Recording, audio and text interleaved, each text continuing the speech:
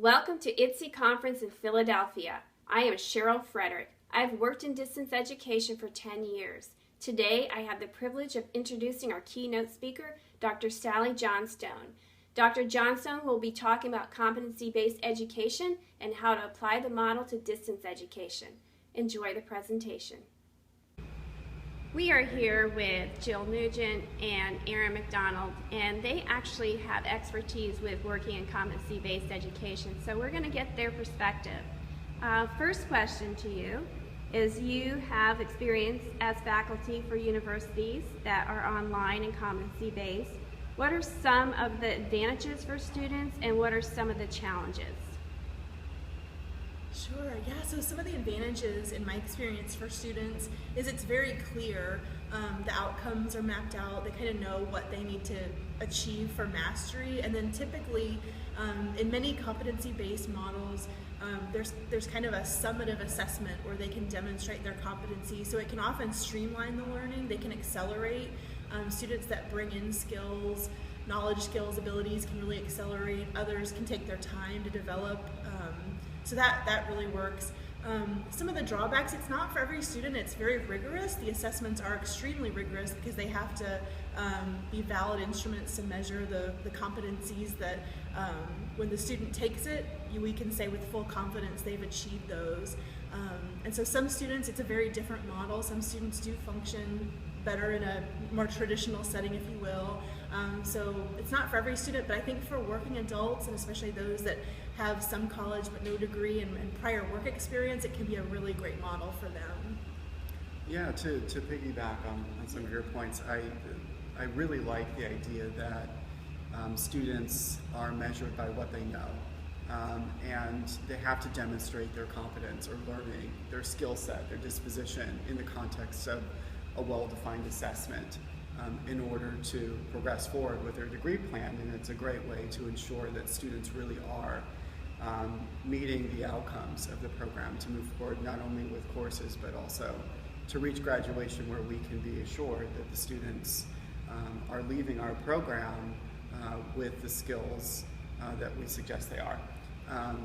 Outside of that, I like that competency-based models are usually rooted distinctly within the real world, so that the competencies involve specific actions in specific contexts, which allow the student to demonstrate their knowledge within the confines of the real world, which helps prepare them to be career ready as well, I think. So what do you see as the future for competency-based education in online higher education? I think we'll see more of it. The work that's been done is amazing, and I think it's just going to grow, and we'll see more of it across the country and world. One thing that I saw this week, I think it was on Monday, in Inside Higher Ed, a publication that was put out was Kaplan University, which we're not associated with, but I just found it really interesting, their competency-based model, and they have a link in the article of their new transcript that'll go with competency-based degrees and courses. It was fascinating. It had skills down the side and then bar graphs going horizontally across, and it was marked from beginning, proficient, mastery, etc., kind of like a rubric. And so that's something that a student could take to a job interview, or if they were transferring to another institution, and just show, wow, with scientific literacy or quantitative literacies, different skills, here's where I am. I'm proficient, or I'm mastering, or have mastery. So I think we're just at the tip of the iceberg. And with technology, we're at this beautiful moment where we've learned a lot, and the technology is just evolving, and I think it's just going to keep growing. Yeah, and I think above and beyond that, with the growing focus on the increasing indebtedness of students, and institutions really having to demonstrate that the students are learning and achieving in the way they communicate with the broader community that they support. Those are two things that are really addressed at the heart of competency-based education, because students move at the pace that's right for them, so they're not necessarily paying for services they might not need.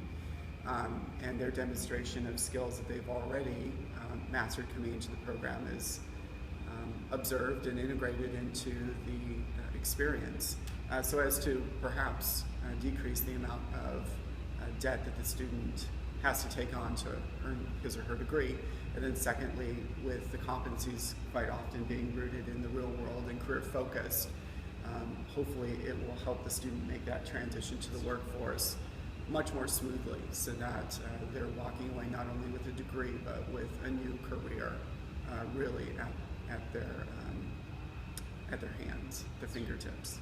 Thank you very much, both of you.